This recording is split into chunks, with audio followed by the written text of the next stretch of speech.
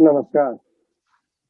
संस्थासँग सृजनाको आवाजको अर्को श्रृङ्खला लिएर फेरि पनि म भूपेन्द्र महत उपस्थित भएको छु। सबैलाई मलाई प्रविधिमा बिआरटी नेपाल दक्षता सञ्चालक मित्र सदेश पोखरेलले साथ दिइरहनु भएको छ भने यो शनिको यो सो अवसर जुटाउन सक्रिय भूमिका निर्वाह गर्ने आदरणीय स्रष्टा शीतल कादम्बिनीज्यूलाई पनि म हार्दिक आभार भन्न चाहन्छु। अमेरिकाको यो चिसो साई निकै चिसो छ। आज -18 सेल्सियसको यो तापक्रमको अमेरिकाको चिसो र नेपालको रात्रिकालीन बसाइमा हामीसँग जोडिनु भएका सम्पूर्ण साहित्यिक मनमा हार्दिक नमन गर्दै आज म आजको स्रष्टा कवि साहित्यकार बिपु लामा ज्यूसँग जोडिँदैछु।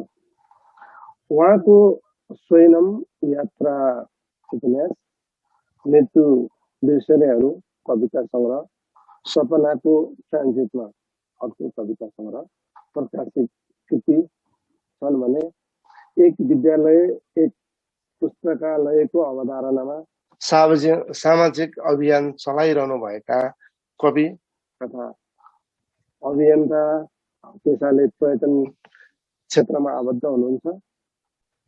निकै मिलनसार र साहित्यको विकास र उत्थानमा सक्रिय एउटा व्यक्तित्व उहाँको परिचय उहाँलाई म यो आजको बसाइमा हार्दिक स्वागत गर्न चाहन्छु। बिकुजी, यहाँलाई हार्दिक बधाई, हार्दिक शुभकामना र हार्दिक स्वागत छ। नमस्कार गरेँ मैले। नमस्ते। सम्पूर्ण स्वदेश तथा विदेशमा रहेर पनि यो बिआरटी नेपाल टिमले आयोजना गरेको यो श्रृङ्खलामा म आज जोडिन पाएकोमा हार्दिक धन्यवाद र नमस्ते सबैजनालाई। सुरुमा कार्यक्रम सुरु गर्नुभन्दा अगाडि भर्खरै सोनाम लोसार हामीले सिकाएका छौँ, त्यसको शुभकामना। त्यस्तै पुस्तक रेडियो दिवसको पनि शुभकामना भनौँ। भर्खरै विश्व रेडियो शुभकामना, त्यो पनि विश्व रेडियो दिवस, त्यो पनि हामीले भर्खरै यो सङ्घारमा त्यसलाई चाहिँ आगमनमा हामीले त्यसलाई स्वागत गरौँ। त्यसपछि पुस्तकालय दिवस के पुस्तक दिवस पनि परेको छ र सबभन्दा ठुलो सबैले मन पराएको भनौँ रुचाएको चाड पर्वको रूपमा लिन्छन् प्रणय दिवस, भ्यालेन्टाइन डे, त्यसलाई पनि स्मरण गर्दै सम्पूर्ण साहित्यिक मनमा ह्याप्पी भ्यालेन्टाइन डे पनि भनौँ। र अब हामी कार्यक्रमलाई आरम्भ गरौँ होइन। तपाईँ साहित्य उत्थान र साहित्यकारको हक हितमा अनवरत लाग्ने व्यक्तित्वको रूपमा साहित्य पृथ्वीमा तपाईँलाई चिनिन्छ। दुईटा कविता मैले अघि नेपथ्यमा पनि भने, दुईटा कविता सङ्ग्रह र एउटा यात्रा उपन्यास पनि तपाईँले प्रकाशनमा ल्याइसक्नु भएको छ। साहित्यिक यो क्षेत्रको क ख ग को चाहिँ सुरुवात कसरी भयो, कहाँबाट भयो र केले तपाईँलाई प्रेरणा दियो र तपाईँ साहित्य लेखन क्षेत्रमा साहित्यिक क्षेत्रमा आउनुभयो? पृष्ठभूमि अलिकति मैले जान्न चाहेँ। हजुर, साहित्य भनेर चाहिँ मान्छेको जीवनसँग अब अलग हुँदैन, जो कोहीको पनि व्यक्त र अव्यक्त गर्ने एउटा माध्यम फरक मात्रै हो।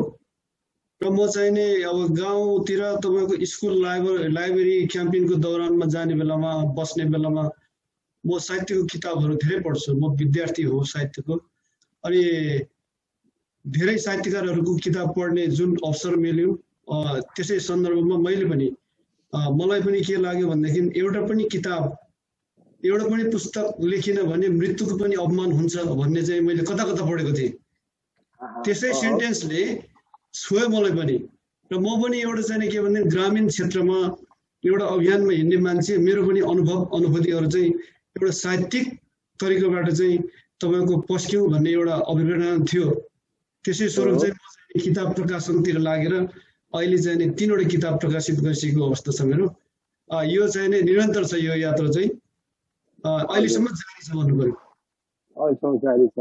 अनि तपाईँको पहिलो कृति चाहिँ नि स्वयं यात्रा उपन्यास होइन त? त्यसमा चाहिँ नि तपाईँले आफ्नो भोगाई भावना अब त्यो अप्रेट मतलब तपाईँको जीवन भोगाइ तपाईँले देखेको कुराहरू समावेश गरेर आख्यानको रूपमा यसलाई चाहिँ प्रकाशनमा गर्नुभयो र त्यो छोटो समयमै मैले सुने अनुसार यो दोस्रो संस्करणमा पुगेको थियो, दोस्रो संस्करण निस्केको थियो, निकै रुचाइएको थियो। यसरी निकै रुचाइँदै पनि दोस्रो तेस्रो कृति चाहिँ आख्यानतिर नगइकन कवितातिर कसरी आकर्षित भयो? के कुराले तपाईँको दोस्रो र तेस्रो चाहिँ सङ्ग्रह चाहिँ कविताको रूपमा निस्क्यो? आख्यानको त्यो रुचि हुँदै तपाईँको लागि रुचाउँदै त्यतातिर चाहिँ नगएर कविता नै चाहिँ किन भन्ने कुरा जिज्ञासा राख्यो भने के हुन्छ? त्यसमा चाहिँ के भन्छु भने कवि मनले नै हरेक कुराहरू साहित्यमा चाहिँ तपाईँको प्रवेश गर्ने हो भन्ने लाग्छ मलाई चाहिँ। कवि मनले नै तपाईँको आख्यानमा विभिन्न विधामा चाहिँ मान्छे के भन्छ आबद्ध हुन्छ र त्यसमा चाहिँ लागिपर्छ भन्ने लाग्छ मलाई। र कविता चाहिँ अब स्कुलदेखि नै पढ्ने अनि त्यसपछि पछिल्लो समय पनि कविता नै चाहिँ तपाईँको चाहिँ पढ्ने बानी भएको हुनाले मैले पनि अब एउटा कविता लेखाउन भन्ने जुन खालको जमर्को थियो त्यसलाई मैले चाहिँ पद्य कविताको रूपमा मृत्यु बिर्सिनेहरू भन्ने चाहिँ 2071 सालमा प्रकाशित गरेँ। अनि त्यसपछि अब गद्यमा पनि अगाडि बढ्नुपर्छ भनेर चाहिँ म चाहिँ नि यो 2074 साल फागुन 26 गते चाहिँ तपाईँको सपनाको ट्रान्जिटमा भनेर चाहिँ अहिले तपाईँको बजारमा आइसकेको छ यो कृति। र यसलाई चाहिँ अङ्ग्रेजीमा पनि अब अलि टाइम लाग्छ होला, म प्रकाशनको तयारीमा छु अहिले चाहिँ। यसको अनुवादनतिर पनि लागिरहनु भएको छ। हजुर, तपाईँको कविताका शीर्षकहरू निकै गहकिला छन् होइन? मृत्यु बिर्सिनेहरू, सपनाको ट्रान्जिटमा। यो कविताको सार र मर्मलाई शीर्षकले कतिको बोक्नुपर्छ? अनि तपाईँ शीर्षक छानेर कविता लेख्नुहुन्छ कि भावना बोकिसकेपछि त्यसलाई शीर्षक दिनुहुन्छ? मैले चाहिँ लेखिसकेपछि शीर्षक दिने हो। शीर्षकतिर अनि शीर्षकले कवितालाई कतिको प्रतिनिधित्व गर्छ, त्यसको मर्मलाई कतिको बोक्छ जस्तो लाग्छ? होइन, म चाहिँ अब यो सपनाको ट्रान्जिटमा अब इन ड्रिम ट्रान्जिट अङ्ग्रेजीमा चाहिँ अमेरिका आवत जावत गर्ने क्रममा चाहिँ म ट्रान्जिटमा धेरै परेँ। अनि त्यो ट्रान्जिटमा एउटा कविता लेखेको थिएँ मैले, जुन कविताको शीर्षक सपनाको ट्रान्जिटमा हुनुभयो र त्यसैले मेरो चाहिँ के भन्छ मुख्य कविताको रूपमा चाहिँ सपनाको ट्रान्जिटमा नामकरण पनि सपनाको ट्रान्जिटमै राखेर चाहिँ प्रकाशित गरेको अवस्था छ। यो एउटा प्रतिनिधि कविता हो मेरो चाहिँ वैदेशिक रोजगारको सिलसिलामा जाने युवाहरूले भोग्नु परेको एउटा जीवन्त पीडा हो। यसलाई चाहिँ कविताको रूपमा पसिएको छु मैले। अब एउटा कविता सुनाउनु त तपाईँको। अब फेरि हामी कुराकानीमा जोडिँदै जान्छौँ। अहिले चाहिँ एउटा तपाईँको कविताको एउटा तपाईँलाई मनसुने एउटा कविता हाम्रो साहित्यिक मनहरूलाई सेयर गर्नको लागि मैले हार्दिक अनुरोध गरेँ।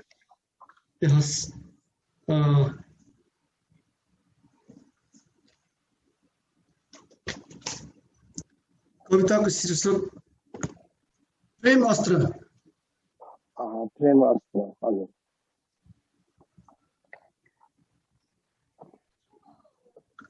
मेरो कविताको शीर्षक आज प्रेम दिवस भएको कारणले सबैजनालाई फेरि पनि प्रेम दिवसको शुभकामना दिँदै म एउटा कविता वाचन गर्न गइरहेको छु।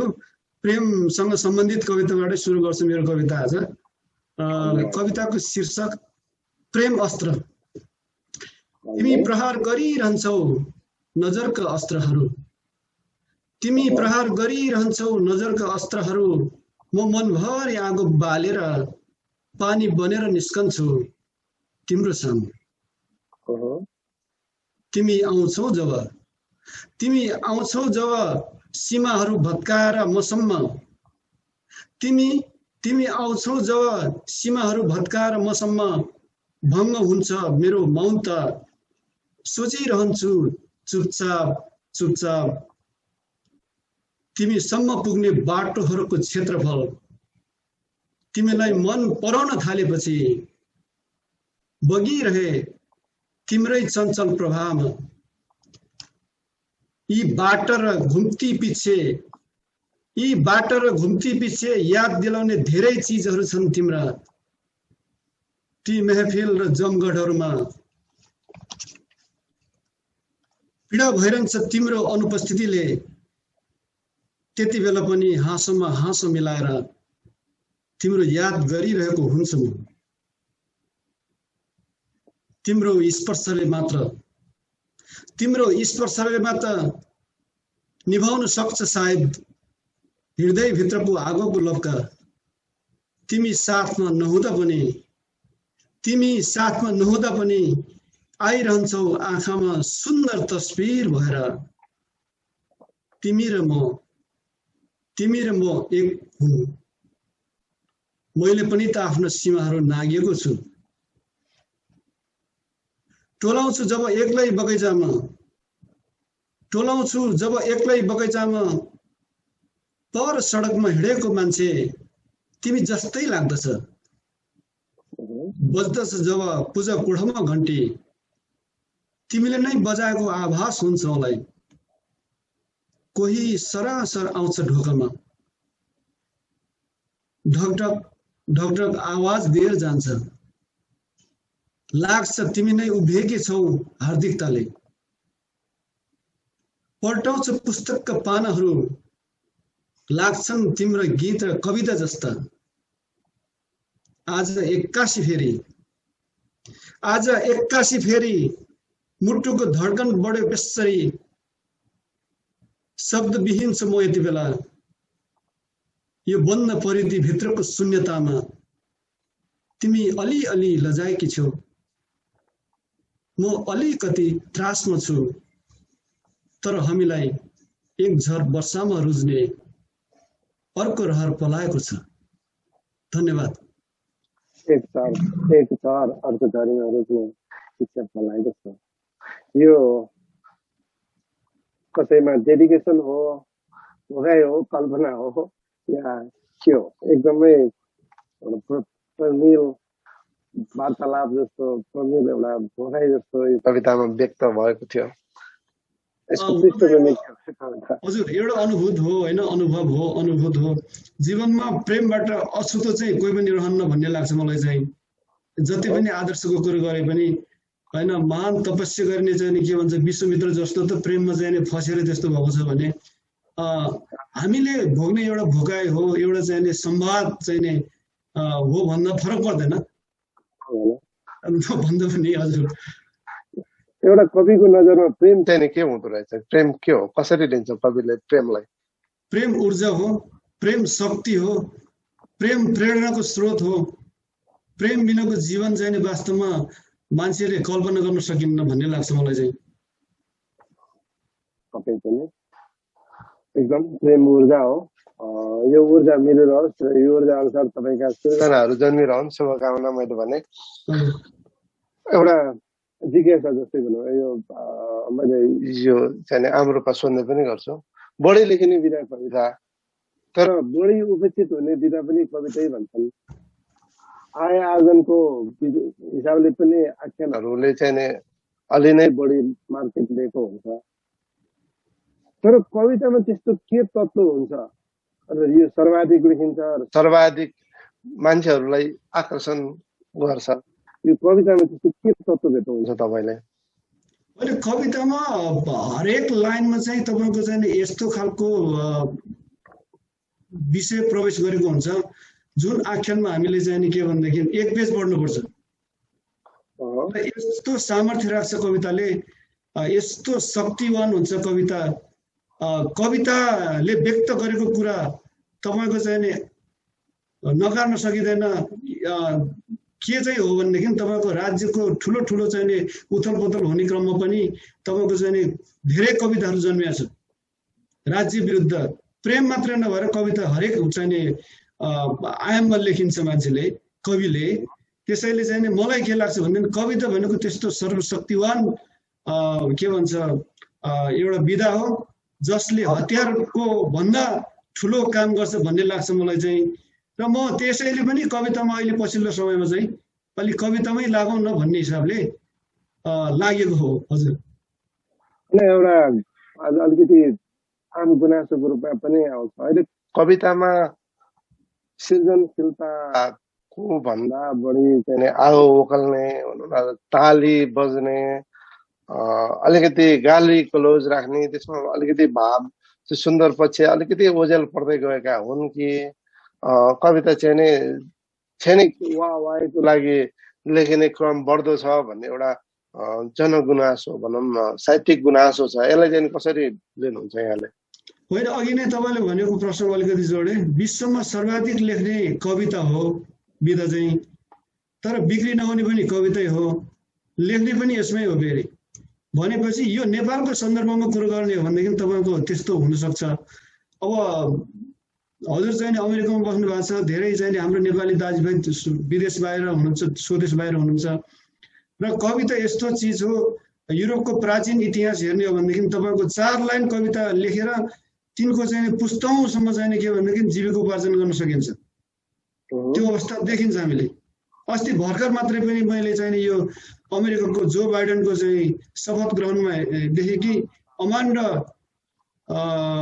गोरम्यान भन्ने 23 वर्षको युवा कवि नेसनल युथ पोइट चाहिँ जितेको रहेछ उहाँले उहाँको जुन खालको प्रेजेन्टेसन भयो जुन प्रस्तुति भयो राष्ट्रको त्यत्रो ठुलो कार्यक्रममा चाहिँ स्थान दिनु साहित्यलाई भनेको कवितालाई साहित्य के अरे स्थान दिनु भनेको चाहिँ चान्चुने लागेन मलाई चाहिँ के भनेदेखि यसरी नै एप्रिसिएट गरेर कविलाई चाहिँ नै कवितालाई स्थान दिनुपर्छ राज्यले जबसम्म राज्यले यसलाई प्राथमिकतामा राख्दैन तबसम्म हामी कवितामा लाग्ने साहित्यमा लाग्ने साथीहरू हाम्रो अवस्था यसबाट जीविकोपार्जन चाहिँ भएको देखिन्न अब यो कसरी देख्नु जम्मा 3 करोड मान्छे छ नेपाली 3 करोडमा आधाले पनि पढ्दैन तपाईको चाहिँ आधीले पनि पढ्दैन नेपाली साहित्य र त्यसमा चाहिँ के भनेदेखि हाम्रो बजार छैन त्यसैले म त के भन्छु भनेदेखि यो तपाईको अहिले सुन्दर कार्यक्रमबाट जति पनि नेपाली कवि साहित्यमा लाग्ने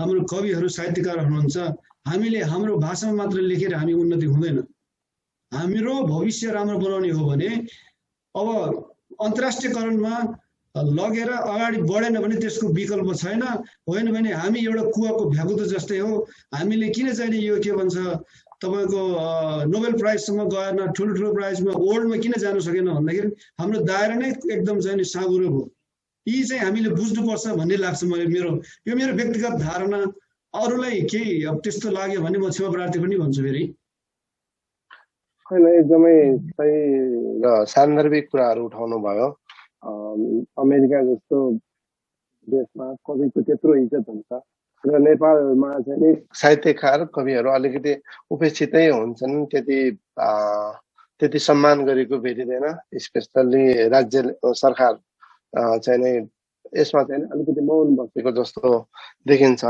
यो एकदम सही सान्दर्भिक हो र हाम्रो सिर्जनाहरू विभिन्न भाषामा त्यसमा अनुवाद गरेर बाहिर छरिनु आवश्यकता छ यसमा म पनि सहमत रहे अब एउटा फेरि तपाईलाई मैले सिर्जनाको लागि अनुरोध गरेँ मेरो अघि नै मैले तपाईलाई पेश गरेको थिएँ कि एउटा प्रतिनिधि कविताको हिसाबले लेखेको मेरो एउटा शीर्षकै सपनाको ट्रान्जिटमा छ अब यसलाई वाचन गर्न गइरहेको छु मेरो कविताको शीर्षक रहेको छ सपनाको ट्रान्जिटमा हतारमा छु म यति बेला विमानस्थलको गेट लिएर पुगेर अन्तिम पटक फर्केर हेर्छु आफू आएको बाटो अनि हेर्छु वरिपरि सपनाको उडान भर्न लामबद्ध म जस्तै अनागरिक लस्करहरू आफूसँगै बोकेको छु पासपोर्ट र एउटा झोला आँखाभरि लुकाएर बोकेको छु वृद्ध आपा र आमाको घुर्मेलो तस्विर तोते बोल्ने छोराको सपना प्रियसीका फूल जस्तै रहरहरू थाहा छैन केही पनि कहाँ र कतिखेर हुन्छ सपनाको लामो ट्रान्जिट जब माथि उचाइमा पुग्छु जमिनबाट धेरै माथि बिलाउँछु म आफ्नै धरातलबाट लाग्छ ओझेल पर्दैछ म आफ्नै भूगोलबाट आफ्नै मनसँग युद्ध लड्दै आफ्नै मनसँग युद्ध लड्दै सपनाको उडानमा छु म, अवतरणको व्यग्र प्रतीक्षामा मिठो निद्रा निदाइरहेछु र म सोचिरहेछु मेरो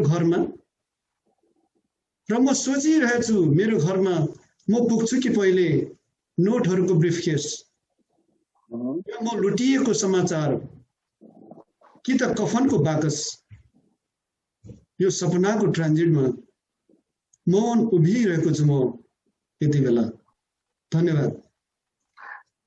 एकदम मिठो कविता वाचन गर्नुभयो। एकचोटि म चाहिँ तपाईँलाई सुनिरहनु भएको, तपाईँलाई प्रतिक्रिया जनाइरहनु भएको साहित्यिक मनहरूको यो चाहिँ कमेन्टहरू पढ्न चाहन्छु, त्यसपछि फेरि हामी कुराकानीमा जोड्यौँला। देवकी अभिलाषीले नमस्ते जोजो भन्नुभएको छ।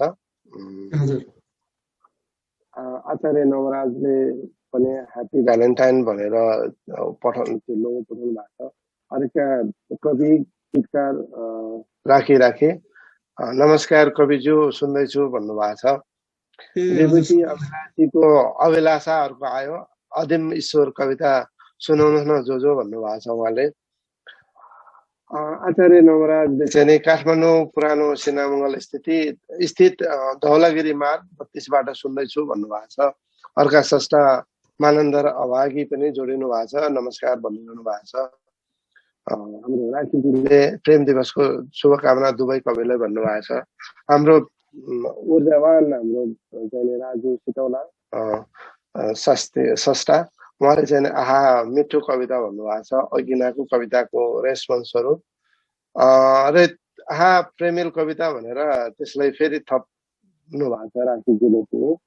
हाम्रो कार्यक्रमको संयोजक शीतल कादम्बनीज्यूले एउटा कुञ्जमा पढ्नु भएको तामाङ कल्चरको कविता पनि जाओस् है स्रष्टाज्यू भन्नुभएको छ।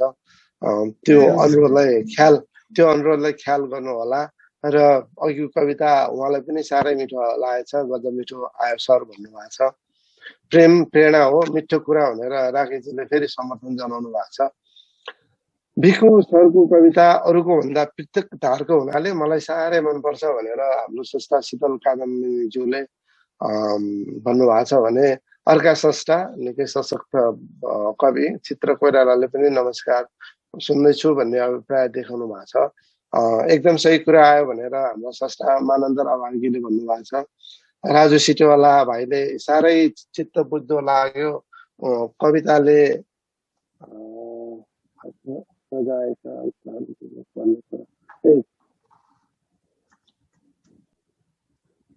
मैले अलिकति यसलाई छुट्याउन सकिनँ। कविताले रजाले स्थान दिनुपर्ने कुरा कविता राखीले ठिक भन्नुभएको छ भने सही कुरा हो जो भन्नुभएको छ। वाह सुन्दर स्पन्दनको सपनाको ट्रान्जिट भनेर हाम्रो राजु सिटोला भाइले भन्नुभएको छ। क्या बात कवि जियो भन्नुभएको छ। मार्मिक कविता भन्नुभएको छ। फेरि हाम्रो राखीजीले चित्र कोइरालाले मिठो कविता भन्नुभएको छ। अर्का गीतकार तथा स्रष्टा रवि मानसिंह बस्नेतले पढ्न दिएको शुभकामना कविहरूमा भन्नुभएको छ। निरु केसीले नमस्कार गर्नुभएको छ। पारस मुकारका हाम्रो एकदम सङ्गीतको गहिराई रुनुभएका सङ्गीतकारले बधाई हजुरहरूलाई भन्नुभएको छ। अर्का कवि असीम सागरले पनि बधाई छ कविद्वयमा भन्नुभएको छ। कविताहरू पनि सुनिरहेको छु गजब छ भन्नुभएको छ। फेरि पारस मुकारम सरले मैले यहाँ आएका फेसबुकमा आएका कमेन्टहरू एकचोटि पढेर सुनाएँ। कमेन्ट पनि यहाँको चाहिँ हलाइ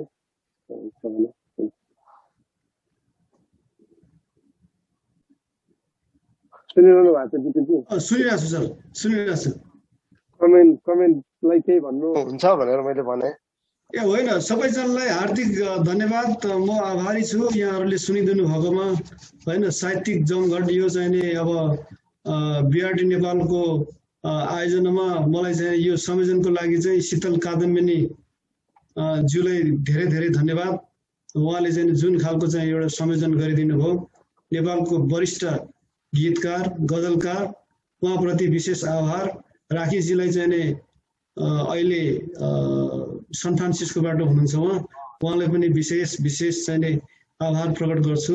त्यसै गरी नेपालमा हेरिरहनुहुने प्रसिद्ध चर्चित कवि देवकी अभिलाषी उहाँले एउटा चाहिँ नि के भन्छ आदिम ईश्वर भनेर चाहिँ उहाँले चाहिँ हजुर त्यो कविता वाचन गर्दैछु म तपाईलाई एउटा शीतल कादम्बिनी संस्थाज्यूको तामाङ कल्चरलाई समावेश तामाङ कल्चर बारेमा लेखेको कविता भन्नुभएको छ हजुर हजुर अनि देवकी अभिलाषीको अनुरोध छ पहिला यो अनुरोधलाई सम्बोधन गर्नु एउटा हाम्रो देवकी अभिलाषी कवियत्री भन्न आएको छ सरी कवि अहिले कवि हामीले सानो पढ्दा कवियत्री भनेर पढायो भएर जिब्रो चिप्लियो कवि देवकी अभिलाषीको अनुरोधलाई स्वीकारेर एउटा उहाँको अनुरोधलाई एकचोटि सुनौँ त्यसपछि हामी फेरि कुरा गर्छौँ।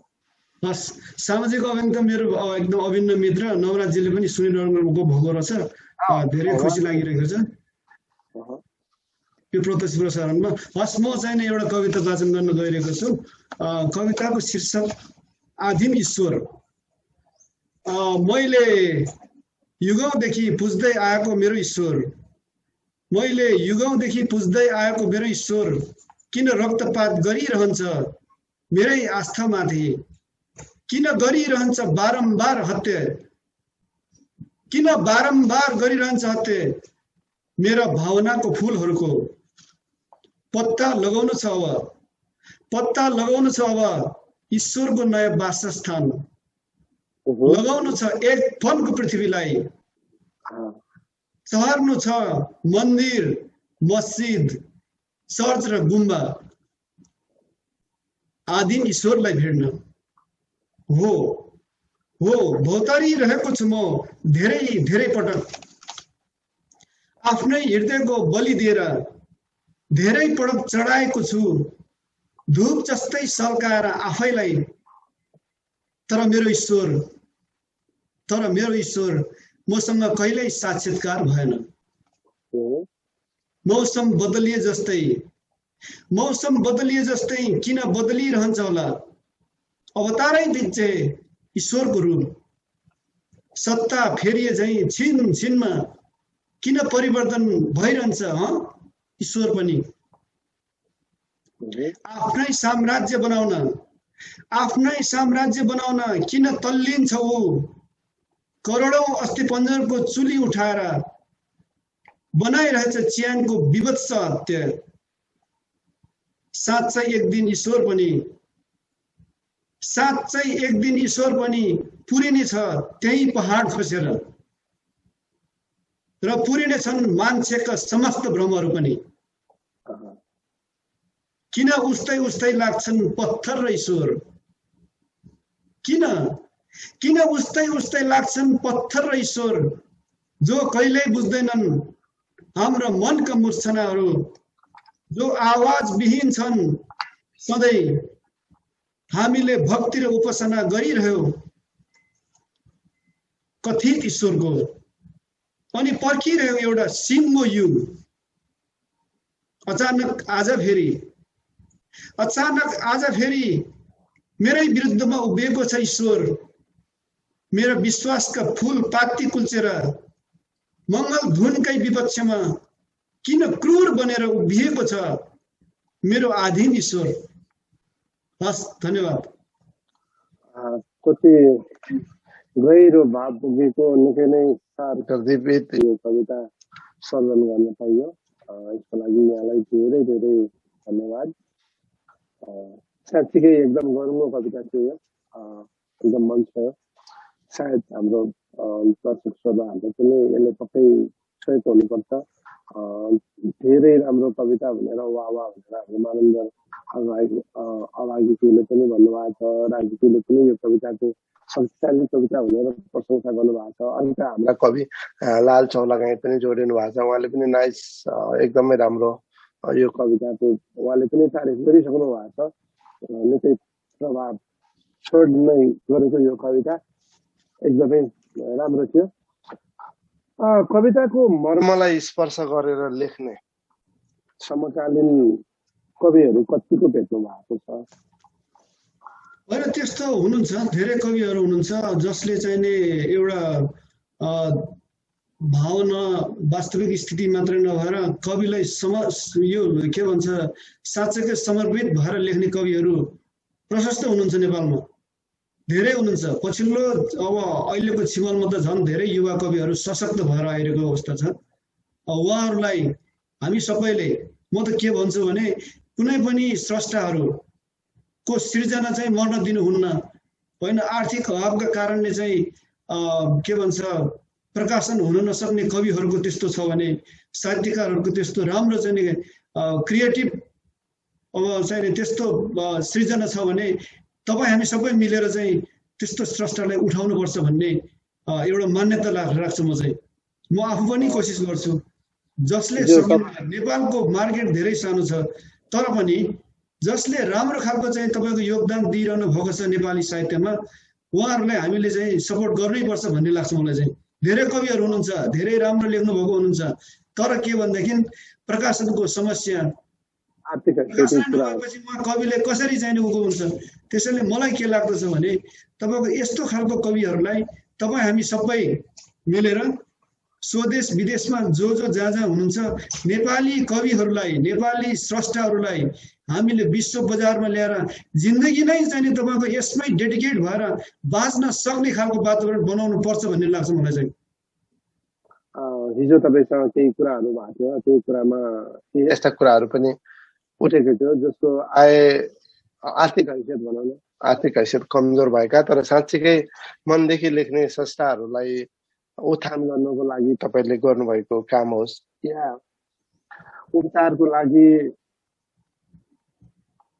उपचारको पैसाको अभावले उपचार गर्न नपाएकोहरूलाई तपाईँले गर्नुभएका भूमिकाहरू, मतलब आर्थिक सङ्कलन गरेर तिनीहरूको उपचारको लागि यहाँले गर्नुभएको कार्यहरू, हिजो हामीले यस्तो सरस्वती कुरा पनि गरेको थियौँ, त्यसले मलाई मन पनि छोएको थियो। अहिले चाहिँ हाम्रो राजनीतिक परिवेश हामी यता छौँ भनेर भन्छन्, तर हामीले यता छौँ नभनी गरेको यस्ता कामबाट तपाईँलाई कतिको आनन्द आउँछ? होइन, मलाई त के लाग्छ भनेदेखि अब जीवनको मेरो सेकेन्डरी काम भन्दा पनि यो प्राथमिकताको काम चाहिँ यसै जस्तो लाग्छ मलाई चाहिँ। मेरो आफ्नै एउटा मान्यता के छ भने एउटा व्यक्तिले एकजना मात्रै तपाईँको चाहिँ खुसी पार्न सक्यो भने त्योभन्दा ठुलो कुरो संसारमा केही पनि हुन्न। त्यसैले तपाईँ हामी जहाँ हुनुहुन्छ, जे हुनुहुन्छ, के अरे हामीले चाहिँ के भनेदेखि आफ्नो तर्फबाट जे सकिन्छ एकजना मान्छेलाई चाहिँ के भनेदेखि खुसी पार्न सक्नु नै त्योभन्दा महत्त्वपूर्ण कुरो चाहिँ जिन्दगीमा केही पनि हुँदैन। त्यसैले हामी कवि स्रष्टाहरू पनि अब जहाँ जहाँ हुनुहुन्छ, अब आर्थिकै ठुलो कुरो त होइन, एउटा मन चाहियो, सबै आर्थिकले मात्रै सम्भव हुँदैन। म सेवा गर्छु र गर्नुपर्छ भन्ने चाहिँ अन्तरात्मादेखि नै आउनु पर्यो।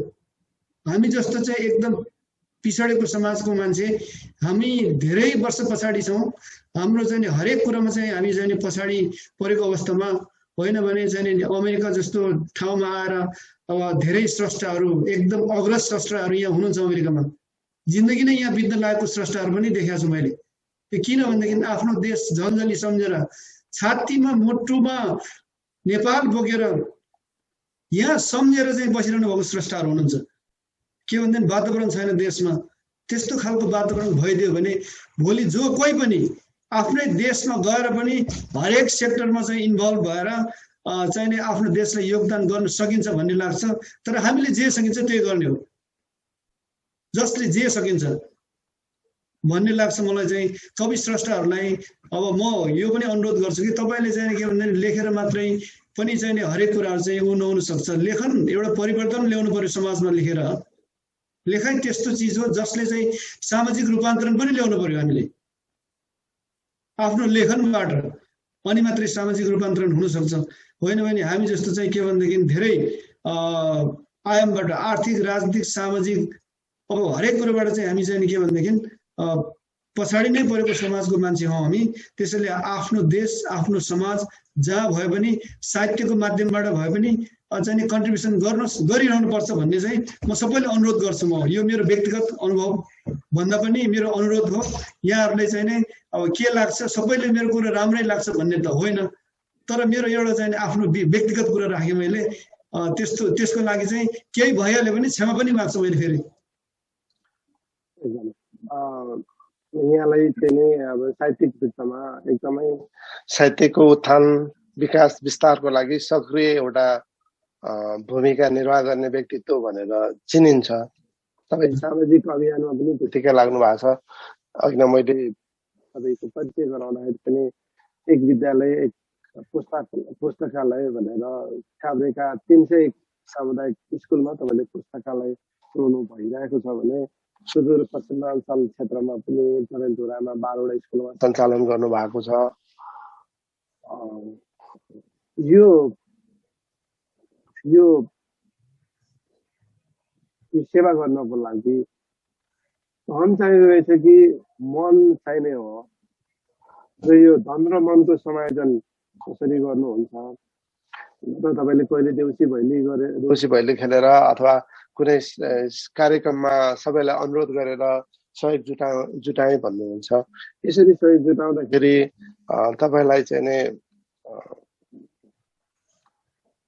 केही दुर्वाच्यहरू केही दुर्वारहरू पनि सहनु परेको त्यस्ता केही विषम घटनाहरू छन् कि छैनन्?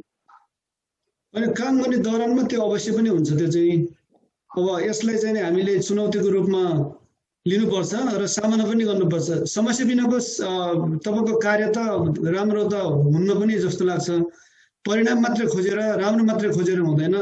मान्छेलाई अब डिमोटिभेट हुने मान्छेहरू जो चाहिँ नकारात्मक चिन्तनले ग्रस्त भएको मान्छेहरू पनि छन्, सबै ठाउँमा नहुने भन्ने कुरो त होइन। र मलाई के लाग्छ भने यो दौरानमा लाग्नलाई सबभन्दा पहिले अर्थभन्दा पनि तपाईँको मन चाहियो। सुरुमा तपाईँको मन, म यस्तो गर्नुपर्छ मेरो समाजको लागि, मेरो ठाउँको लागि, मेरो देशको लागि गर्नुपर्छ भन्ने तपाईँको भित्र इच्छा भयो भने त्यो इच्छाले तपाईँलाई त्यस्तो ठाउँमा पुर्याइदिन्छ कि एउटा सम्भावनाको ढोकामा पुर्याइदिन्छ तपाईँले। त्यसैले मैले चाहिँ के भनेदेखि यो च्यारिटीबाट अब लाइब्रेरी राख्ने काम गरेको छु। हामीले अब एउटा संस्थासँग आबद्ध छ। म चाहिँ काभ्रेमा 2048 सालमा स्थापना भएको हाम्रो परोपकार प्राइमेरी हेल्थ केयर सेन्टर भन्ने जुन संस्थाको चाहिँ उसबाट चाहिँ हामीले 301वटा स्कुल लाइब्रेरीहरू धेरैवटा डोनरहरूसँग पनि मिलेर स्थापना गरेको अवस्था छ। रुम टु रिडसँग पनि हामीले जोइन गरेको काम गर्दाखेरि। त्यसैले यस्तो सजिलो भयो, फन्डिङ राम्रो भयो भने काम गर्न सजिलो हुन्छ। अघि भने जस्तै मन भयो भने तपाईँले चाहिँ व्यक्तिलाई भनेर पनि राम्रो कामको लागि राम्रो मान्छेले राम्रो तरिकाले सहयोग गर्दो रहेछ भन्ने चाहिँ मलाई के अनुभूत भयो भने तपाईँको चाहिँ काभ्रेको बनेपाबाट अलिकति माथि 5 किलोमिटरको दूरीमा रहेको चाहिँ श्वेतबारा स्कुल, जहाँ चाहिँ स्कुल लाइब्रेरी थिएन। हेड सर सधैँ मौका आएर चाहिँ ल तपाईँले काभ्रेमा यत्रो लाइब्रेरी राख्नु भएको छ, हाम्रो स्कुलमा लाइब्रेरी हुनु पर्यो भनेपछि त मसँग त त्यो एफोर्डेबल गर्ने चाहिँ आर्थिक त थिएन। त्यसो भए ल सर अब यो तिहार आउँदैछ, तपाईँको बच्चाहरू ल्याउनुहोस्, हाम्रो टिम सबै साथीभाइ मिलेर चाहिँ देउसी खेलौँ, जति उठ्छ त्यहाँबाट सुरु गर्छु म भनेपछि हुन्छ भनेर उहाँले आफ्नो बच्चाहरूलाई स्कुलको बच्चाहरू ल्याएर अनि हामी चाहिँ देउसी भैलो कार्यक्रममा लाग्यौँ। बनेको धुलीखेलमा खेलेर तपाईँको चाहिँ 1,67,000 समथिङ लाग्छ मलाई, त्यति पैसाबाट सुरु भएको लाइब्रेरी। म चाहिँ निरन्तर त्यो लाइब्रेरीमा चाहिँ काभ्रेको मोडल लाइब्रेरी हो अहिले यो चाहिँ श्वेतबारा उच्च माविमा। कोही साथीहरू काभ्रेमा पुग्नुहुन्छ भने मैले एउटा चाहिँ नमुनाको लाइब्रेरी भनेर चाहिँ भन्ने लाइब्रेरी भनेको श्वेतबारा उच्च माध्यमिक विद्यालयमा रहेको चाहिँ पुस्तकालय हो, जुन पुस्तकालयमा अहिले 12,588 पुस्तक चाहिँ पुगिसकेको छ अहिले। भनेपछि यो त तपाईँको कल्पना थिएन मलाई त। हामीले सुरु गर्दा चाहिँ 3,000 किताबबाट सुरु गर्ने लाइब्रेरी अहिले 12,588 किताब भन्दाखेरि मलाई त धेरै गौरव लागेको छ। त्यसैले म के भन्छु भने हामीले जे सकिन्छ त्यो गर्ने हो। मैले चाहिँ एउटा विधा के पक्रियो भनेदेखि तपाईँको चाहिँ लेख्ने साहित्यमा लागेको मान्छे, अघि तपाईँले भन्नुभयो स्वयं पुस्तक प्रकाशित भएपछि मेरो पनि अब चाहिँ चिन्जानको साथीहरू देश विदेशमा हुनुहुन्छ। मलाई लाग्छ 11वटा देशमा चाहिँ गएर त्यो किताब चाहिँ 6,32,000 पैसा सङ्कलन भयो। त्यो किताबबाट चाहिँ मैले तपाईँको काभ्रेको श्यामपाटी गाविस कुरु गाउँ भन्ने ठाउँमा नवबुद्ध प्राथमिक विद्यालयमा स्वयं पुस्तकालय भनेर नै 2070 सालको असोज 15 गते जिल्ला शिक्षा कार्यालयको चाहिँ तपाईँको चाहिँ जिल्ला शिक्षा कार्यालयको एकजना सर हुनुहुन्छ जिल्ला शिक्षा अधिकारी, सहायक जिल्ला शिक्षा अधिकारी, उहाँ लगेर उद्घाटन गरेर त्यो स्कुलमा अहिलेसम्म स्वयं लाइब्रेरी चाहिँ चलिरहेको अवस्था छ। भनेपछि मैले गरेको कन्ट्रिब्युसन साहित्यिकबाट आएको पैसा पनि मैले चाहिँ लाइब्रेरीमै खर्चेँ। मलाई किन भनेदेखि मैले गर्नु थियो स्कुलको लागि भन्ने लागेर म यस्तो अभियानमा छु। म चाहिँ पवित्र मन र पवित्र उद्देश्य लिएर गरेको काम सफल हुन्छ। यसको सार मैले यिनै निकालेँ। तपाईँको अर्को एउटा पार्क लाइब्रेरीको पनि अवधारणा छ होइन? यो यसको बारेमा चाहिँ अलिकति प्रकाश गरिदिनु न। सुन्दाखेरि पार्क लाइब्रेरी, पार्कमा के हो यो भन्ने जस्तो तपाईँलाई सुन्ने शुभचित चिन्तकहरूलाई पढ्न पनि सक्छ। पार्क लाइब्रेरी भनेको के हो, यो कसरी, यो कन्सेप्ट कहाँबाट जन्मियो र यो अहिले यसको अवस्था के छ? पार्क लाइब्रेरीको कन्सेप्ट चाहिँ जब म अमेरिकामा आएँ, अब यो 8-9 पटक होला मेरो आउने जाने क्रम अहिले, अनि यहाँको प्रत्येक ठाउँमा चाहिँ पार्क देखेँ, पार्कभित्र लाइब्रेरी देखेँ, अनि त्यसपछि चाहिँ बच्चाहरू खेल्ने चाहिँ एकदम व्यवस्थित पार्क, अनि बस्ने, अब कति ठाउँमा त स्विमिङ पुल भएको पार्कहरू देखेँ। अनि यसले मलाई के उ गर्यो भनेदेखि तपाईँको नेपालमा पनि एउटा पार्क लाइब्रेरी पार्कभित्रै बनाउन पाए हुने भन्ने खालको जुन खालको सोच थियो। र मेरो साथी अहिले सुनिरहनु भएको होला सायद नवराजजी, उहाँ इजरायलमा हुनुहुन्थ्यो, सामाजिक अभियन्ता। उहाँ चाहिँ किताबै बेचेर सामाजिक कार्यक्रममा चाहिँ कार्यमा मसँग धेरै उसमा चाहिँ इन्भल्भ हुनुहुन्छ, इभन अहिले पनि। अनि उहाँसँग कोअर्डिनेसन गर्दा उहाँले पनि इजरायलमा यस्तै छ, गरौँ त भनेर उहाँले पनि प्रस्ताव राख्नुभयो। त्यसैले नेपालमा चाहिँ अब हामीले त्यो एउटा फेज थियो कि पार्क पुस्तकालय एउटा चाहिँ राख्यो भने नेपालमा प्रथम हुन्छ। यो एउटा चाहिँ इनिसिएसन राम्रो हुन्छ। समाजको तपाईँको चाहिँ सभ्य समाजको नाप्ने, समाजलाई मापन गर्ने एउटा इन्डिकेटर चाहिँ पुस्तकालय रहेछ भन्ने कुरो मैले पढेँ। भनेपछि यो गर्नैपर्छ भनेर हाम्रो बस्ती नेपालको अन्तर्राष्ट्रिय विमानस्थलको पछाडि चाहिँ एउटा प्लानिङ छ। अनि त्यो प्लानिङमा चाहिँ हामीले सुरु गर्न खोजेको, तर त्यहाँ अलि अनुकूल नभएपछि अहिले चाहिँ पाटनको शङ्खमूलमा शङ्ख पार्क भन्ने चाहिँ एनआरएनले बनाएको पार्क रहेछ। जगतगुरु आश्रम पनि त्यहाँ अब सँगै। त्यसैले त्यो पार्कको छेउमा जगतगुरु आश्रमको संरक्षणमा रहने गरी हामीले चाहिँ फन्ड त उठायो, हेर्नुहोस् पैसा थिएन। अनि झन्डै 12-13 वटा देशबाट चाहिँ पैसा उठ्यो। पैसा उठेर अनि त्यसपछि नवराजजी, म, अनि देवकीजी पनि हो, अनि हाम्रो भुवनजी पनि हुनुहुन्छ, धेरै साथीहरू मिलेर त्यहाँ चाहिँ पार्क लाइब्रेरी स्थापना गरेको छ। अहिले हामीले झन्डै 20,000 लगभग किताब पुगेको छ। धेरै चाहिँ साहित्यकार कविहरूले पनि किताब दिनुभएको छ। उहाँहरूले यहाँबाट पनि प्रत्यक्ष कार्यक्रमबाट यहाँ सबैलाई चाहिँ म एकमुष्ट नाम सबैको लिएर चाहिँ सम्भव छैन, त्यसैले सबैलाई धन्यवाद दिन चाहन्छु। नेपालमा कोही हुनुहुन्छ भने, पुग्नु भएको छ भने शङ्ख पार्कमा, शङ्खमूलको शङ्ख पार्कमा गएर पार्क पुस्तकालय हामीले 2076 साल फागुन 7 गते चाहिँ स्थापना गरिसकेको अवस्था छ। यहाँहरू गएर हेर्न सक्नुहुन्छ। अनि त्यहाँ चाहिँ एकदम राम्रोसँग चलिरहेको छ। अहिले त्यो माग्ने क्रम नै हो अझै पनि। यसलाई विस्तृत र व्यापक गर्ने हाम्रो योजना रहेको छ। त्यसैले यो पार्क लाइब्रेरी किन चाहियो भन्दा पनि यो चाहिँ हामीले गर्नै पर्छ र हाम्रो समाजको लागि धेरै लाइब्रेरी छन् नेपालमा। तपाईँको भूकम्पपछि चाहिँ सेन्ट्रल लाइब्रेरी जाँदाखेरि किताबको त्यो बिजोग देख्दा अब त्यो कसरी व्याख्या गर्नु। त्यो किताबहरू अहिलेसम्म संरक्षणमा आएको छैन। अनि तपाईँको चाहिँ व्यवस्थित भएको छैन। जमलको एउटा चाहिँ के भनेदेखि गेटको छेउमा नेपालको प्रथम लाइब्रेरी त तपाईँको राष्ट्रिय पुस्तकालय हो नि, त्यो बोर्ड मात्रै छ त्यहाँ। फेरि त्यो किताब कहाँ छ? सेन्ट्रल लाइब्रेरी अहिले प्रयोगमै आएको छैन। केशर लाइब्रेरीको अवस्था त्यस्तै छ।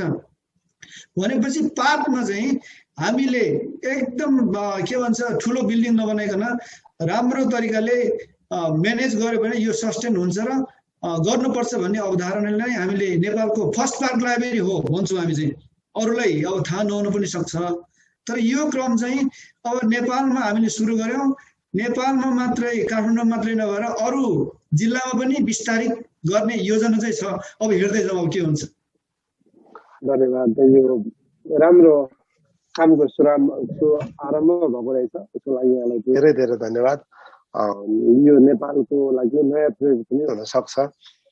यसले पाएको फिडब्याक सुन्दा आनन्द लाग्यो। अब अहिले हाम्रो संस्थाज्यू शीतल कादम्बिनीले एउटा तपाईँको तामाङ भाषा होइन तामाङ परिवेशलाई लेखिएको कविता सुनाउन भनेर फरमाइस गर्नुभएको थियो। तपाईँको मदर टङ मातृभाषा पनि तामाङ भाषा हो। फेरि यो यसै साथसाथै एउटा सानो जिज्ञासा पनि मैले राख्न खोजेँ। तपाईँलाई आफ्नो मादन कुरारी काभ्रेको त्यो फेरि तपाईँको खाइखेली हुर्केको थलो होइन थाक थलो त्यसलाई सम्झेर तपाईँको भाषा अब मातृभाषा तामाङ होइन राष्ट्रभाषा नेपाली यो कुनै पनि सृजना गर्दाखेरि अलिकति मातृभाषामा लेख्दा जति सलल्ल बग्न सकिन्छ पछि सिकेको भाषामा केही कठिनाइ हुन्छ कि हुँदैन मलाई एउटा यो जिज्ञासा लागेर मैले सोधेँ। एउटा विडम्बना चाहिँ के छ भने अब मैले भनौँ न म मेरै दृष्टान्त दिन्छु। मैले जति नेपालीमा पोख्दैन म सरल सहज हुन्छु। अङ्ग्रेजी भाषा या अन्य भाषा भने पहिला नेपालीमा सोचेर अनि अन्य भाषामा सोच्ने र रूपान्तर गर्नुपर्ने अवस्था आउँछ। त्यस्तो हुन्छ कि हुँदैन? यसमा चाहिँ विडम्बना छ। अब तामाङ समुदायको धेरै साहित्यकारहरू हुनुहुन्छ, उहाँहरूले मलाई भन्ने गरेका छ कि बेला बेलामा तपाईँले तामाङमा किन लेख्नुहुन्न भन्ने के भनेदेखि त्यो प्रश्न आइरहन्छ। तर मैले ठ्याक्कै तामाङै भाषामा यसरी लेखेको चाहिँ छैन अहिलेसम्म। अब चाहिँ यसलाई अब मैले मध्यनजर राखेर म लेख्ने नै, किनभनेदेखि मेरो समुदायको लागि लेख्नुपर्छ भन्ने लाग्छ। अब यो मनमा चाहिँ छ, ठ्याक्कै लेखिहालेको चाहिँ छैन मैले अहिले। परिवेश त्यस्तो छैन भने कुनै एउटा तपाईँको परिवेश तपाईँको समाज त्यसलाई प्रतिनिधित्व गरेको एउटा कविता सुनाउनु होला हाम्रो शीतल स्रष्टाजीको, शीतल कादम्बिनी स्रष्टाजीको अनुरोधलाई। अब तामाङहरूकै चाहिँ एउटा के भनेदेखि बाहुल्य बस्ती रहेको, जहाँ मैले स्कुल लाइब्रेरी स्थापना गरेँ। काभ्रेको सबभन्दा दुर्गम ठाउँ हो, घरती छाप भन्छ। 3 दिन हिँड्नुपर्छ त्यो ठाउँमा चाहिँ। म 4 पटक पुगेँ अहिलेसम्म, भूकम्प पछि पनि। अनि स्कुल लाइब्रेरी त्यहाँ चाहिँ जनकल्याण उच्च मावि भन्ने त्यहाँ एकदम नमुना लाइब्रेरी अहिले पनि चलिरहेको छ। त्यसैले त्यो पेरिफेरीमा जाने क्रममा मैले तामाङ बस्ती, मेरो जिल्ला र भोगेको र अघि स्रष्टाजीले भने जस्तै शीतल स्रष्टाजीले भने जस्तै त्यो छोएर लेखेको छ मैले। यो चाहिँ सुनाउन चाहे मैले। हजुर प्लिज। कविताको शीर्षक रहेको छ काभ्रेको कर्णाली। मैले जिल्लाकै चाहिँ के भनेदेखि शीर्षक राखेको छु काभ्रेको कर्णाली। एक हुल मान्छे ढाडै भाँचिने गरी भारी बोकेर उकालो चढिरहेछन्। कोखजोर खोलाको तिरै तिर, कोखजोर चाहिँ त्यो डाँडापारी त्यो एरियाको चाहिँ खोलाको नाम गरेको छु मैले। कोखजोर खोलाको तिरै तिर डाँडापारीतर्फ थाप्लोमा नाम्लोको डाम, शरीरभरि पसिनाको अमिलो गन्ध। यस्तै हुलिया लिएर नुन तेल चामल ओखती किन्न तामाङ दाइहरू, नुन तेल चामल ओखती किन्न तामाङ दाइहरू सायद ती हुन सक्छन् मेरै नक्साका अपरिचित मान्छेहरू। मालीले फूल सुमसुमाया झैं दुःख र अभावसँग प्रेम गर्छन् उनीहरू। बानी परिसकेको छ दुःखका पहाडहरू ठेगिरहन। पेटमा भोकको आगो छ दनदनी, तथापि कहिल्यै विद्रोह गर्न जानेनन् उनीहरूले। कहिल्यै गुनासो गरेनन् उनीहरूले। यी नागरिक हुन् कि अनागरिक, न सरकारले चिन्छ उनीहरूलाई, न उनीहरूले नै चिन्छन् सरकार। न देश देखेका छन्, न देशले नै देख्छ उनीहरूलाई। देखेका छैनन् सडकहरू, शपिङ मल, अस्पताल, बोर्डिङ स्कुल। देखेका छैनन् सडकहरू, शपिङ महल, अस्पताल, बोर्डिङ स्कुल।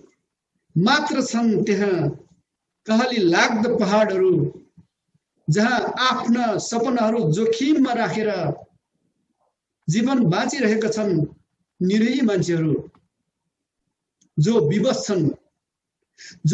छन् कलिला नानीहरूको अर्थनाक संगीत सुन्न थाहा छैन कहिलेसम्म बस्न पर्ने हो उनीहरूले आफ्नै देशको अनागरिक भएर आफ्नै गाउँमा मान्छे बनेर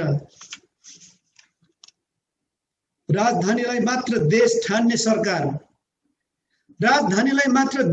सरकार चुनावका बेला मात्र पर्यटक झैं गाउँ पुग्छन् नेताहरू पनि र बाँड्छन् आश्वासनका लड्डुहरू। ए सरकार भनिदेऊ कहाँ पुग्यो तिम्रो सिंहदरबार। अनि सुन डाँडापारीको त्यो गाउँ, डाँडापारीको त्यो तामाङ बस्ती यो देशको भूगोल हो कि होइन? अभाव र दुःखसँग लडिरहेका ती मान्छे यो देशका नागरिक होइनन् भने भनिदेऊ कहाँ छ तिनको देश? बनाइदेऊ कुन हो तिनको राष्ट्रगान? हस्त देशकै एउटा चित्रलाई चाहिँ कविताले ठ्याक्क छलङ्ग देखाएको जस्तो भान भयो।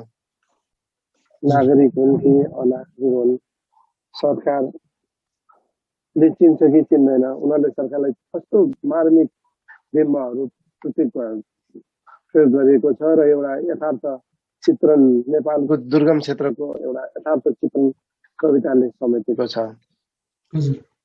यो कविता सुन्दा कता भित्र नेपालकै त्यही पाखा पगेर जो चाहिँ सरकारबाट चाहिँ विमुख भएको एउटा ठाउँमा पुगेको जस्तो फिल भयो। अहिले यही हाम्रो साहित्यिक कार्यक्रम हो, यो प्रश्न सान्दर्भिक होला नहोला, अहिले चाहिँ पक्ष विपक्ष राजनैतिक उसमा चाहिँ आमसभाहरू, भिड बटुल्ने कार्यहरू तमाम प्रतिस्पर्धात्मक रूपमा भइरहेको देखिन्छ। त्यसलाई चाहिँ कसरी लिनु भएको छ? जबकि तपाईँले भनेको जस्तो अहिले तामाङ बस्तीको एउटा सचित्र तपाईँले कवितामा उगाउनु भयो। आखिरमा चाह्यो भने सरकारले यो चाहिँ बटुल्न सक्दो रहेछ भने अँध्यारा बस्तीमा सरकार किन नपुग्नु होला? एउटा कवि मनले यसलाई कसरी हेर्छ? एउटा विडम्बना के छ भने हाम्रो देशमा राजनीतिको लागि गरेन। राजनीति भनेको एउटा सेवा हो। नेपालमा जति पनि के भनेदेखि अहिले विसङ्गति अनि त्यसपछि अन्य अत्याचार पनि छ, भ्रष्टाचारी छ, हरेक छ, यी राजनीतिक कारण हो।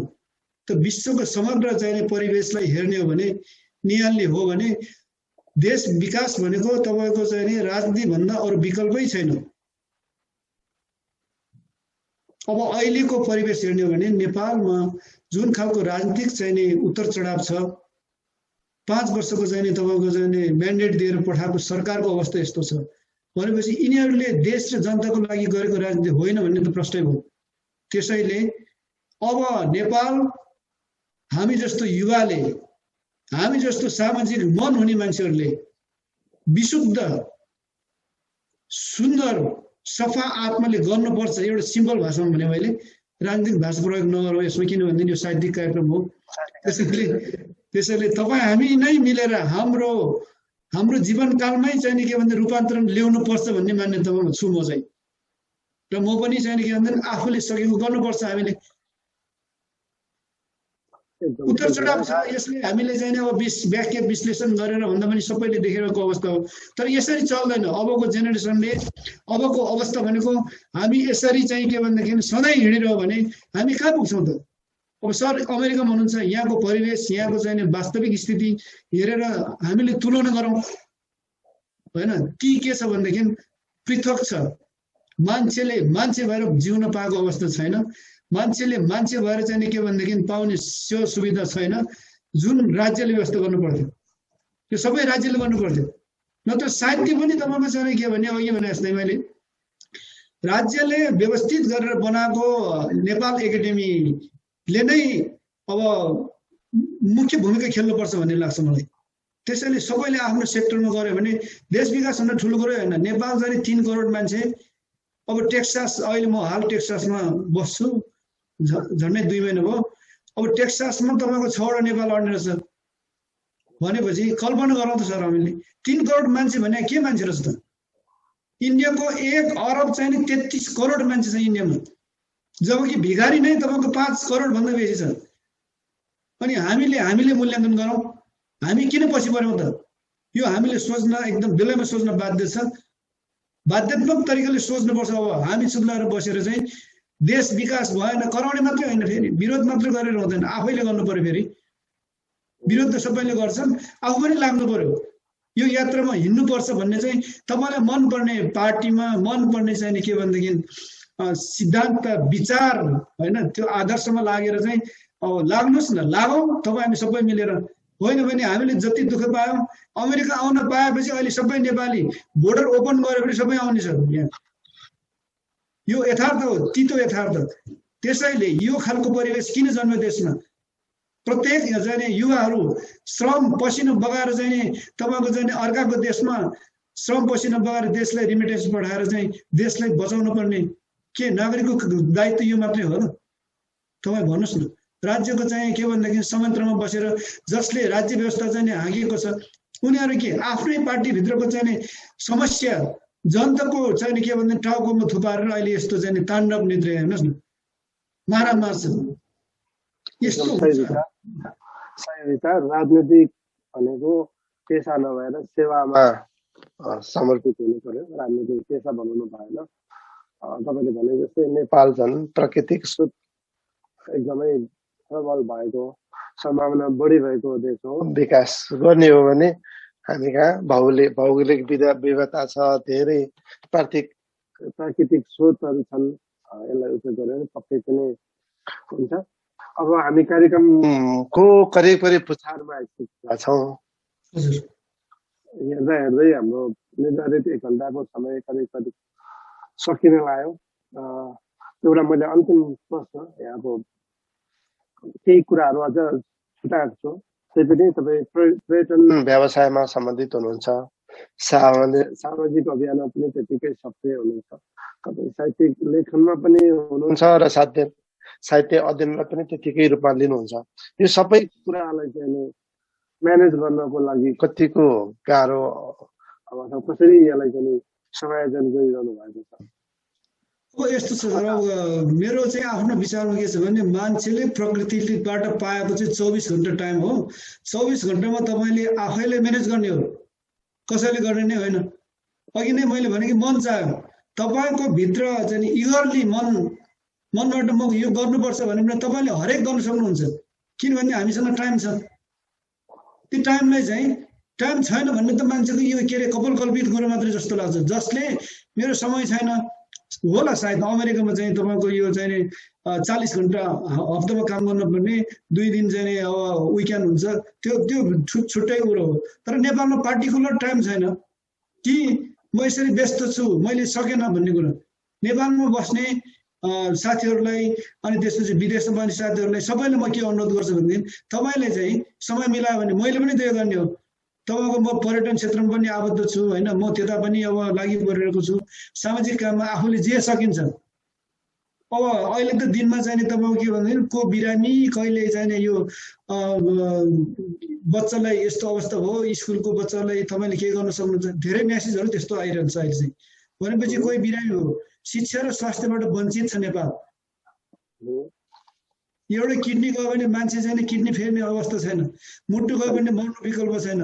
अनि अस्ति चाहिँ तपाईँको एउटा ब्रेस्ट क्यान्सरको बहिनी मैले चाहिँ पैसा उठाएँ, यो अब यसमा त भन्न त औचित्य त थिएन, तर यो प्रसङ्ग बस्नेसियो। ती बहिनी चाहिँ 26 वर्षको केटी, मनिला खतिवटा भने जियोलोजीमा चाहिँ पढ्दै गरेको, मास्टर्स पढ्दै गरेको बहिनी, अनि दिल्लीमा उपचार गर्यो ब्रेस्ट क्यान्सरबाट, अनि मास्टर्स गर्दै गरेको, देशले कन्ट्रिब्युसन गर्नुपर्ने त्यस्तो युवा केटी चाहिँ। त्यस्तो भएपछि मलाई चाहिँ अब अनुरोध आएपछि ल ठिक छ भनेर उठायो। 4 दिनमा 96 घण्टामा तपाईँको 21,68,293 पैसा कलेक्सन भएछ। हेर्नुहोस् है, मान्छेको मन त्यसरी हुँदो रहेछ। अमेरिकाबाट पनि धेरै साथीहरूले चाहिँ सहयोग गर्नुभयो, अनि धेरै देश विदेशबाट सहयोग गर्नुभयो। जम्मा 4 दिन चाहिँ क्याम्पेन गरेको त्यति पैसा उठिसकेपछि म पनि गौरव भएँ। अनि त्यसपछि उहाँको फ्यामिली, तर दुर्भाग्य बहिनी बाँचेन, हामीले बचाउन सकेन, अन्तिम अवस्था भएको रहेछ।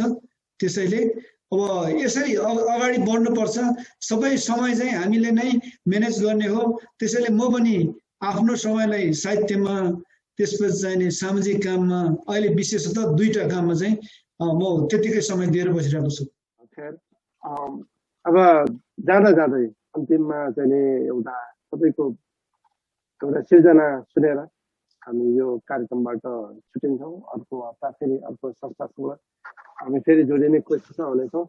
कृपया एउटा फेरि तपाईँको सिर्जना सुनौँ र त्यसपछि हामी कार्यक्रमबाट ओर्लिन्छौँ।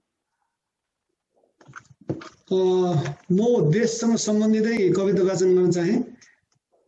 यो चाहिँ देश, विशेष गरी नेपाल बाहिर रहनुहुने साथीहरूले डेडिकेट गर्न चाहन्छु।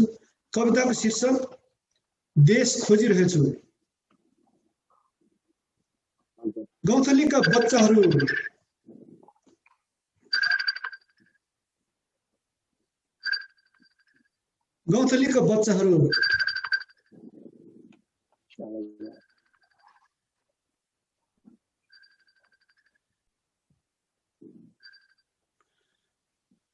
कविताको शीर्षक देश खोजिरहेछु। गौँथलीका बच्चाहरू गुण छाडेर कतै, गौँथलीका बच्चाहरू गुण छाडेर कतै अस्थायी बसाई सरेका छन्। गुण छाड्नु अघि चरोले पनि मन दुखाउँदो रहेछ। जस्तो कि आँखाबाट सपना हराउनु, मनबाट संवेदना हराउनु, गीतबाट लय हराउनु। सायद लाग्दो हो मलाई जस्तै जुन र घामको झैं दूरीको आभास। देश छाडी जानेहरूलाई अब ऊ देशको नक्साबाट ओझेल पर्दै जान्छ। यो सपनाको सहर मेरो घर जस्तो लाग्दैन मलाई। यो सपनाको सहर घर जस्तो लाग्दैन मलाई। घरबार विहीन भएको छु म तिम्रो देशमा। तिम्रो गगनचुम्बी महलहरूको देश, तिम्रो समुद्र नै समुद्रको देश। मलाई कहिल्यै छुँदैनन् यी कृत्रिम सौन्दर्यताले। हो यति बेला म मेरै देशको सगरमाथा सम्झेर रोइरहेको छु। तिम्रो आधुनिक सहरमा कहिल्यै फुल्दैनन् लाली गुराँस।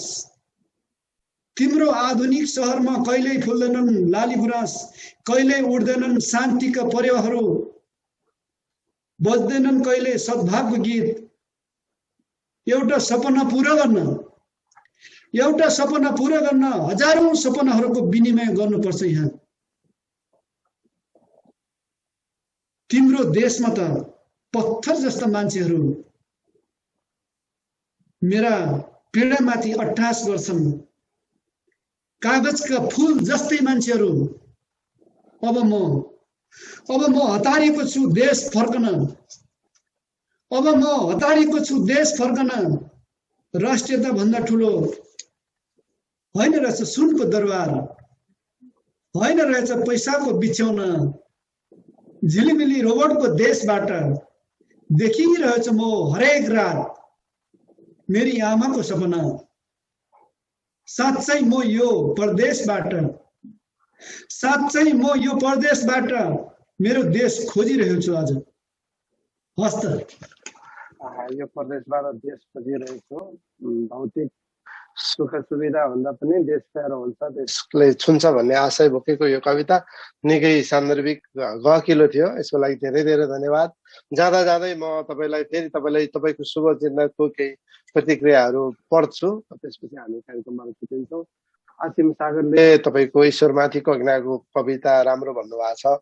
लीना श्रेष्ठले एकदम राम्रो विचार भन्नुभएको छ, तपाईँको विचारमा समर्थन जनाउनु भएको छ। गोकुल गौतमले सेवा मन वचन कर्मले गरौँ भन्नुभएको छ। सुजेता यादवले चाहिँ नमस्कार गर्नुभएको छ।